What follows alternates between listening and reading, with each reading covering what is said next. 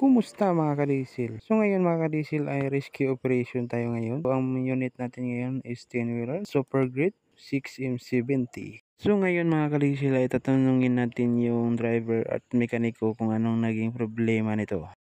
Ano yung problema? Power ba? Power. Power?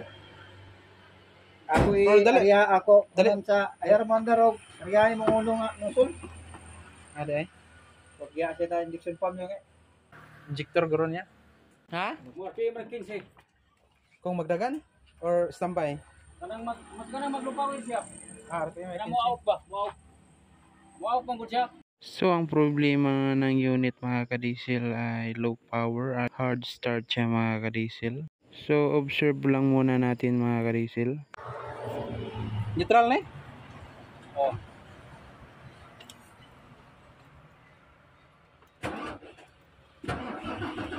Okay, wonder.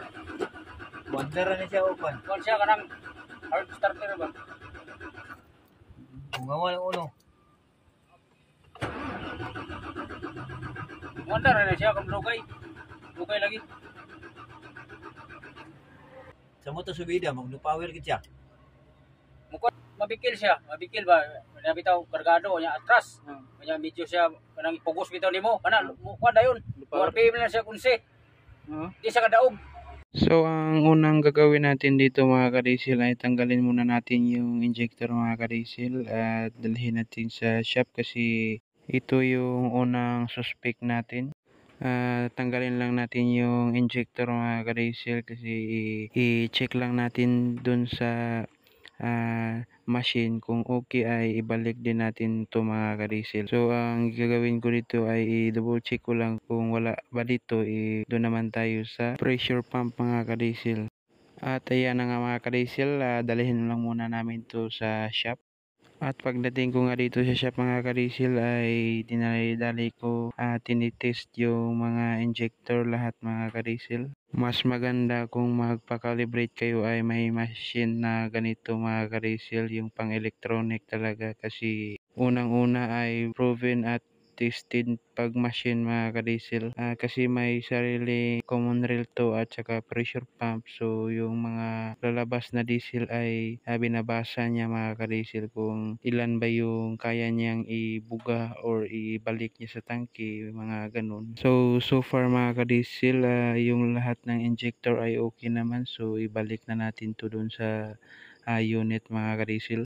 Wala naman akong nakitang problema or makakos ng low power kaya hindi na natin to galawin mga kadisil. So ito yung ibang reading ng ibang injector mga kadisil. So may orange siya pero goods pa naman to mga kadisil, so hindi to makakos ng low power. At saka ito pa yung ibang reading mga kadisil, so yung iba is adjustment lang. At kinabukasan mga kadisil ay binalikan namin yung mismong unit. So ito na mga kadisil, binalik na namin yung mga injectors nya. So pagkatapos ito ay paandarin na natin to. Okay.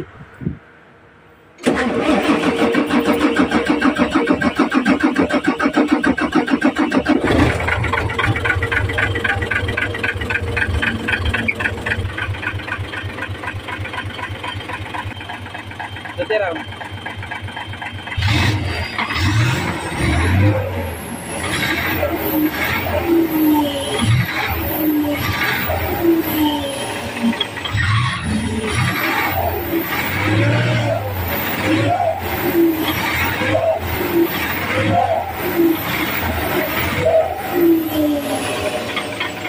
So pagkatapos namin ikabit mga kadisil ay pumunta kami sa akyatan talaga, papunta kaming bukid.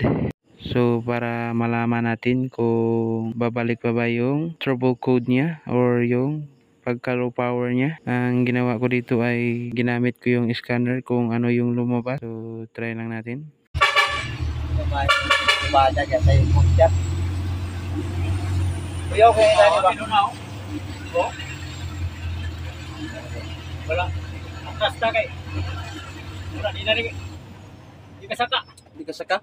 Atrasan na to? Oo, mo to. Atrawa. Ana din dito yung kwan. Pressure regulator. Naraw ko na. Kila RPM? 15.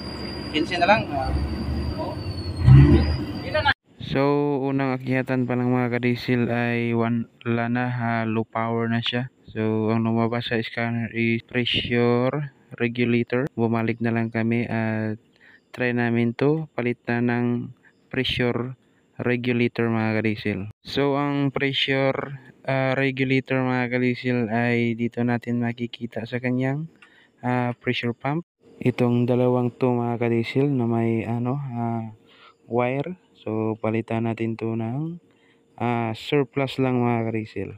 Ayan na nga mga kadisil, napalitan na namin ng pressure regulator. So, may dalawang sakit siya dito. So, yan. Surplus lang yung kinabit namin mga kadisil. So, goods pa naman to. So, ito yung dati niyang pressure regulator mga kadisil. So, bali dalawa yung pinalitan natin. So, pagkatapos nito ay road test natin mga kadisil. At saka yung screener niya ay nilinisan din namin.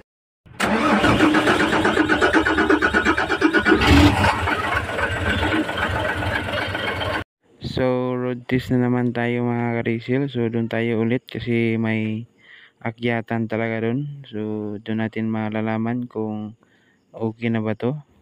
Kanina mga kadisil ay dito lang tayo bumigay na siya.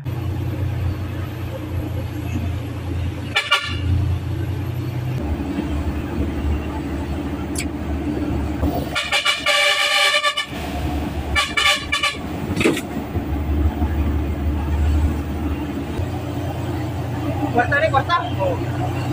Kwarta. Kwarta to, tungas ito? Oo, kwarta. Ako, tinisigang ngayon ng tan. So, okay na yung unit mga kadisil kasi medyo tok-tok yung dinaanan namin dito pero nakakorta na. So, kami ani makakorta pud mi ani ba. Try pa natin dun sa itaas pa talaga mga kadisil. Bakit hindi report daw? Hindi report. Ano?